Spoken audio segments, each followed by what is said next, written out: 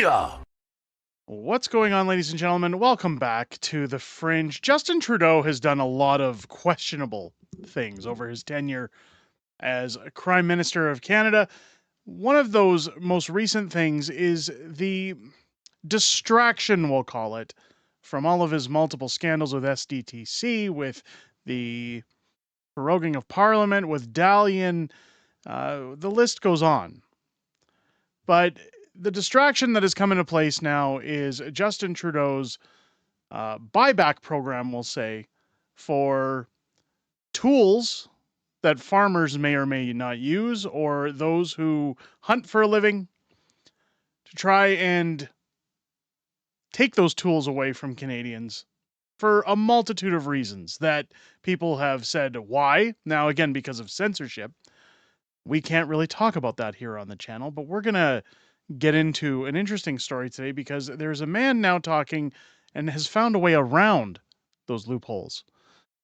This gentleman here over on Twitter has found a way to get around the censorship after his video explaining what was going on was censored, was shut down. But for anybody who's missed the boat on what's going on with Justin Trudeau's removal of these items in Canada, this man is now comparing them to shovels. Let's take a look at what he says so that everybody has the down low, the skinny, on what's going on in Canada. The government wants to take away some more shovels up here in Canada. Now, in the United States, the right to bear shovels is the Second Amendment. So important, it's right behind the freedom of speech. So I am a law-abiding shovel owner. This is my shovel. There's a lot like them out there, but this one is mine. It's a pain in the butt owning a shovel. You have to get licenses, you have to register some of them. This one's a little scary because it's black, so they really like taking those away. And then they took away a bunch of the shovels. They took away all of the little shovels, so you can't even buy or sell little shovels anymore. Now this is a beautiful tool I use occasionally when I need to. Sometimes I use it for fun. Sometimes I practice using it so I get proficient with it. And occasionally I've needed this on the farm to protect my family from a coyote. Stop stealing my chickens. Now the shovel is one of many tools that I actually need and I enjoy using and I become proficient in using. There's many reasons why you'd own a shovel: for hunting, for fun, for even protection, except for in the country that I live in. That's frowned upon. There's multiple times that this shovel has fed my family.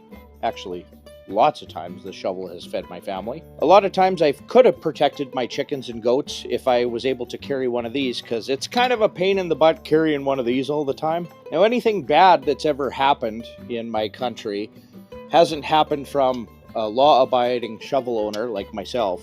It's happened from illegal shovels coming up from places like the United States. Now, when a corporation country creates corporate policy and says that the shovels are bad and they scare people because most people live in cities and don't do any shoveling whatsoever or have any concept of anything bad that could happen where you might need a shovel.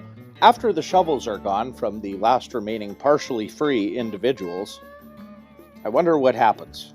That typically leads to very, very bad things. I suppose I realize most people went to public school and were never taught what happens, but, maybe you should look it up. Mao took the shovels.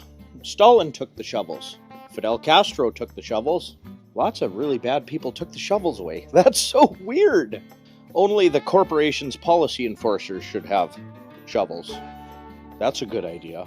Your government loves you. Now this shovel, when I put it down, it doesn't do any harm or do anything, as it's just a tool. It would just be, the person that does bad things. The amount of damage I could do in close proximity with this little Buddha statue, if I wanted to. It's not the little Buddha that does bad things. It's the person behind it. So if your plan is to take away all the shovels from the good people, that just leaves shovels in the hand of bad people who don't follow all the shovel laws. If I wanted to do the most damage, there's no way I would pick a shovel. I'd get behind my big truck. You should ban all the trucks too, I guess. I mean, this guy nails it on the head. This is the best explanation ever when it comes to Trudeau's removal of shovels. Maybe that's what we have to call them on the channel from now on, is shovels. the shovel grab is completely erroneous, especially considering that the Canadian government has everybody believing that somehow they're going to send all of these shovels to Ukraine, even though those shovels would prove to be very useless. Man, it's such a good term now. We don't have to worry about censorship on the channel. Let's take a look over an article that was released earlier this year in Toronto. Shovel violence was up 74% in Toronto following unusually low year in attacks from shovels. Take a look at we're not going to get into the article, but take a look at all the photos down below here on the screen. Those shovels don't look to be anything that a hunter or farmer would use. In fact, a lot of these look like maybe they were brought up, as it was stated in the last video, from the United States. I can't understand why that would happen. Let's take a look at this article coming in again earlier in the year from March. Legally registered shovels are rarely used to commit criminal acts. As it says here, recent Statistics Canada report confirms that people with unregistered shovels are responsible for the majority of shovel-related crime in Canada. This should be a wake-up call for the federal government, which has been unfairly targeting legitimate legitimate shovel owners through shovel control legislation. Again, I thought it was going to get to farmers and hunters, but it's shovel owners. The crimes that are committed in Canada of 2022 cover various aspects of Canada's justice system. It notes that the rate of shovel-related violent crimes in Canada reached a 14-year high in 2022, with police services reporting nearly 14,000 shovel-related violent crimes. Nothing about farmers in there. Nothing about hunters, though, mind you. That number may sound significant, but it only represents 2.8% of all violent crimes reported by police that year, states the report. The rate of shovel-related violent crimes was 36.7 incidents per 100,000 population in 2022, an 8.9% increase from the previous year. Moreover, shovel-related violent crime increased more quickly than other types of violent crime. StatsCan report details. From 2021 to 2022, the shovel-related violent crime rate rose 8.9%, while the increase was 2.7% for all crimes combined. We can all agree that Canada has a shovel problem, but who is to blame for that? The report exonerates registered shovel owners. The shovels used in crimes were rarely legal or used by legal owners who were in good standing, Statistics Canada states. It adds, in most cases, the shovel was illegal, that is, it had never been legally owned in Canada. The report also highlights that in most crimes regarding shovels, the accused did not possess a valid license for a specific class of shovel that was used. This is where we really need to talk about why this is happening, why this distraction has come out. Because let's be honest, this buyback program is nothing more than to leave us with nothing. When the government comes and takes your freedom to move, your freedom to work, your freedom to earn a living, and then takes your freedom to defend yourself, the freedom to look after your family. And again, the majority of incidents reported are by those who aren't following the laws to begin with.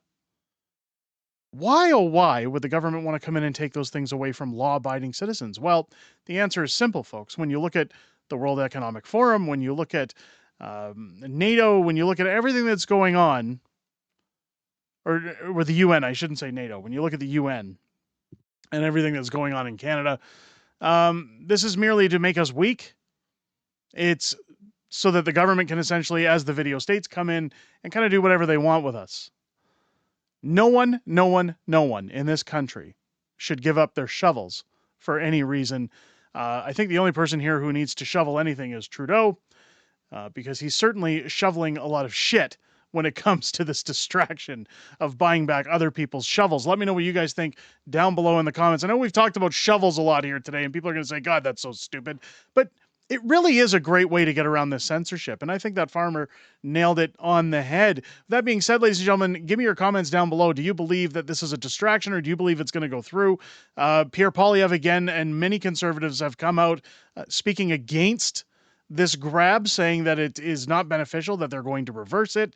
Do you think it will be reversed? Do you think that registered owners are going to be safe down the line? Let me know your thoughts down below. Again, if it's your first time here, I hope this video has earned your subscription. Make sure as you're hitting that button down below, you click your bell for notifications. Join me live here on the channel each and every Friday night for Friday Night Fringe, our live streaming show where we go over everything that's happened this week in politics, as well as everything going on back and forth within our YouTube community. We have the best community on this platform, as I'm joined by my beautiful wife, Mrs. Fringe, every Friday night to hear what you guys have to say, as well as your Q&A. It all starts Fridays here on the channel at 6 p.m. Pacific, 8 p.m. Central. We hope to see you there. I hope you guys enjoyed this video and have a great rest of your day. I'll catch you on the next one.